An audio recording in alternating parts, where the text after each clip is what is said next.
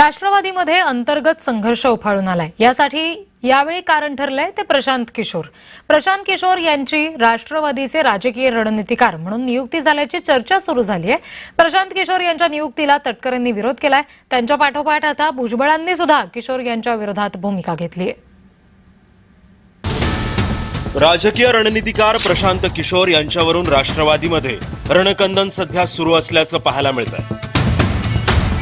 प्रशांत किशोर यांनी उपमुख्यमंत्री सुनेत्रा पवारांची भेट घेऊन निवडणूक रणनीतीवरती चर्चा केल्याची माहिती सध्या समोर आली आहे। प्रशांत किशोर यांच्या भेटीवरून राष्ट्रवादीमध्ये नाराजी उफाळून येतेय आणि सुनील तटकरेंपाठोपाठ आता भुजबळांनी सुद्धा प्रशांत किशोर राजकीय सल्लागार किंवा रणनीतिकार नसल्याचा पुनरुच्चार केलाय। कुणी कुणाची भेट घेतली म्हणून सल्लागार होत नाही असं त्यांनी सांगितलंय। ते राजकीय सल्लागार नेमल्याचं माझ्याकडे माहिती नाही, पण नेमलं असतं तर नक्की माहिती असते। याचा अर्थ ते नेमलेले नसावे, एक भाग। दुसरा महत्वाचा भाग, राज्य नेतृत्वाच्या बाबतीमध्ये त्यांचा कोणाचा सल्ला किंवा काय हा भाग त्या ठिकाणी येतच नाही ना। कारण एनडीए मध्ये सामील होण्याचा निर्णय घेत असताना ज्या हिरिरीने आम्ही सगळेजणांनी मिळून तो निर्णय घेतला, तो निर्णय घेतल्याच्या नंतर तो महाराष्ट्राच्या कानाकोपऱ्यामध्ये पोहोचवण्यासाठी घेतलेली प्रचंड मेहनत आम्ही पाहिली।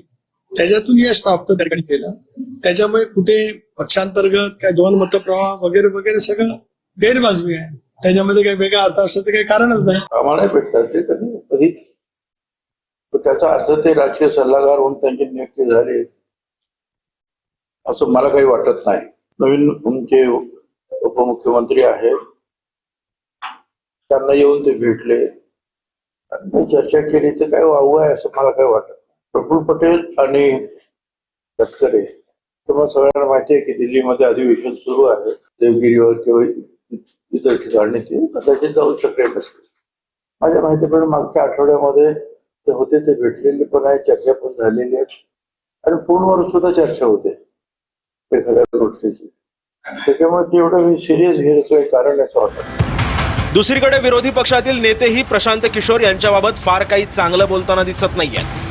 काँग्रेसचे माजी प्रदेशाध्यक्ष नाना पटोलेंनी प्रशांत किशोर हे टेंडर घ्यायलाच आले असावेत असा टोला सुद्धा लगावलाय। प्रशांत किशोर म्हटलं तर ते कुठल्याही पक्षाला प्रमोशन कसं करायचं त्याच्यावरच ते टेंडर घेतात, त्यासाठी आले असतील।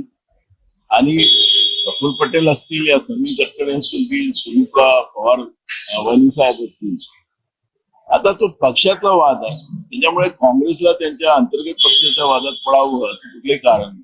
प्रफुल्ल पटेल तुमचे खास मित्र आहेत, अगदी मोठे भाऊ आहेत, ते मित्र आहेत, त्यामुळे त्यांचं चांगलं व्हावं अशी अपेक्षा आम्ही। राष्ट्रवादीतील संघटनात्मक नियुक्त्यांच्या मुद्द्यांवर राष्ट्रवादीमध्ये यापूर्वी सुद्धा अंतर्गत वादळ उठलं होतं।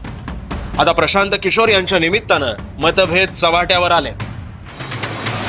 सातत्यानं हे होत राहिल्यास राष्ट्रवादीच्या संघटनात्मक शक्तींवर त्याचा विपरीत परिणाम होण्याची सुद्धा शक्यता नाकारता येत नाहीये। ब्युरो रिपोर्ट, जय महाराष्ट्र, मुंबई।